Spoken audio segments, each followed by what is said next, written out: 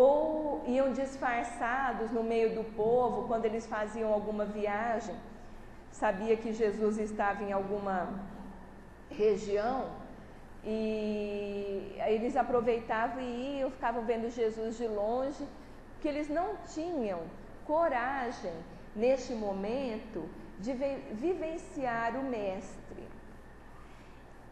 E isso é muito importante para a gente ver esse exemplo, para vermos como que nós tratamos as nossas dificuldades também. Mas eles tiveram a oportunidade, quando Jesus foi julgado, ele foi julgado pelo Sinédrio, pelos sacerdotes, né? Caifás, julgaram Jesus. E eles tiveram oportunidade de se manifestar a favor de Jesus. E eles viveram assim uma angústia, os dois viveram uma angústia muito grande de conhecer o Mestre, de aceitar as verdades do Mestre, de amar o Mestre, mas de não ter coragem de sustentar a fé perante a sociedade. Então, naquele momento, eles foram omissos, como também o foi Pilatos, que depois submeteu o julgamento a nível superior, e Pilatos também lavou as mãos. Mas passado algum tempo, após a crucificação de Jesus, que eles ficaram assim, arrasados de não terem feito nada, de não terem tido a coragem de seguir o Mestre. Aí, após o julgamento e crucificação do Mestre, Nicodemos, ele se afastou do Sinédrio e pediu demissão, como seria hoje em dia, né?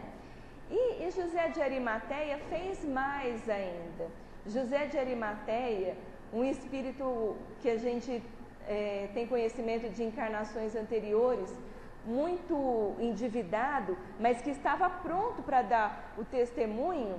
Como ele não conseguiu dar o testemunho antes da crucificação, ele recebeu a visita de um amigo espiritual evoluído que falou para ele: você não teve coragem até agora, mas vai agora e faz a sua parte.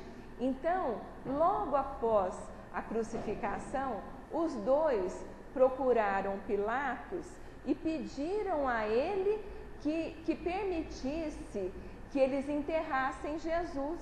Então, os dois foram responsáveis e Jesus foi enterrado no túmulo da família de José de Arimateia.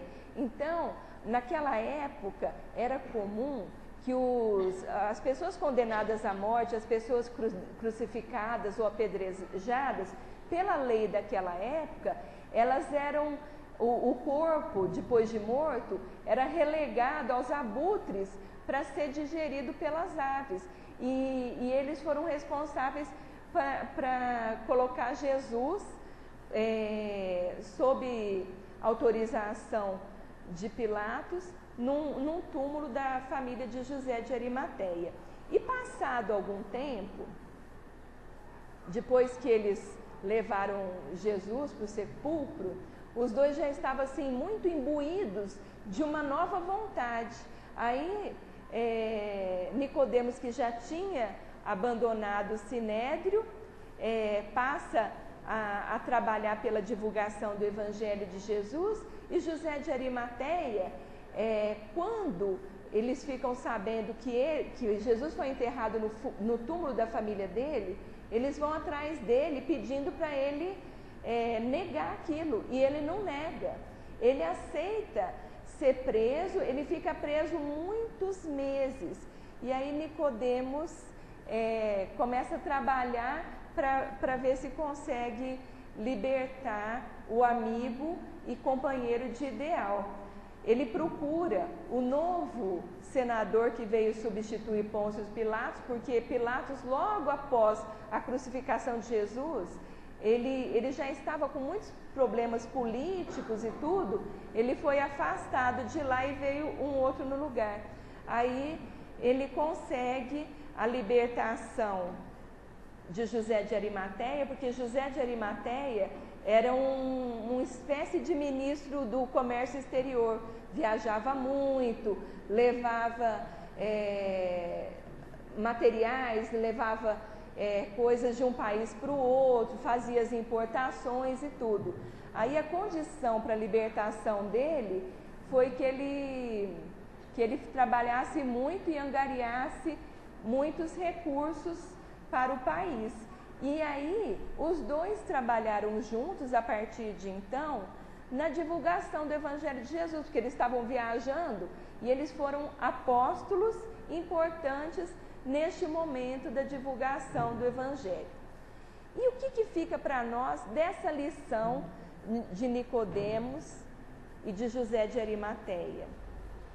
Nem sempre nós estamos no momento de testemunhar, mas o importante é que nós aceitemos a nossa condição. E vocês lembram, quando no início hoje da reunião, na nossa prece, o seu Duraide falou nisso, na aceitação que nós precisamos ter de nós mesmos. Não basta nós termos conhecimento de reencarnação, que fulano foi a reencarnação de ciclano, ou então ter aquela curiosidade, o que eu fui na outra vida, o que eu vou fazer, o que eu tenho que fazer, qual que é a minha tarefa nessa encarnação. Pessoal aí jovem, né, que está nessa angústia de escolha profissional, de direcionamento da vida material, o que eu tenho que fazer, o que eu preciso, eu sou um espírito consciente que eu estou reencarnado, e o que eu preciso fazer para conquistar a minha ascensão espiritual? Nós precisamos ter a humildade e a serenidade de viver um dia de cada vez. Ter a simplicidade de reconhecer que a vida nos coloca a cada momento uma oportunidade de crescimento espiritual, seja através de um conhecimento de um dia, do outro dia, é um livro que a gente lê, uma notícia que a gente ouve, uma palestra que a gente participa, um estudo que a gente tem oportunidade.